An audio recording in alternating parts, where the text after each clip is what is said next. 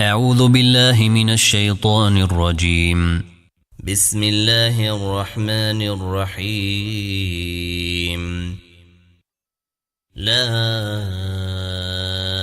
أقسم بهذا البلد وأنت حل بهذا البلد ووالد وما ولد لقد خلقنا الإنسان في كبد أيحسب أن لن يقدر عليه أحد يقول أهلكت مالا لبدا أيحسب أن لم يره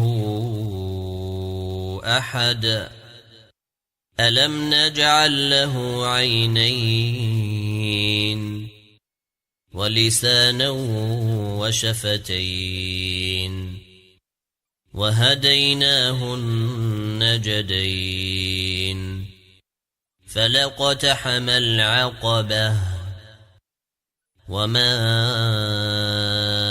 أدراك ما العقبة فك رقبة أو إطعام في يوم ذي مسغبة يتيما ذا مقربة أو مسكينا ذا متربة ثم كان من الذين آمنوا وتواصوا بالصبر وتواصوا بالمرحمة أولئك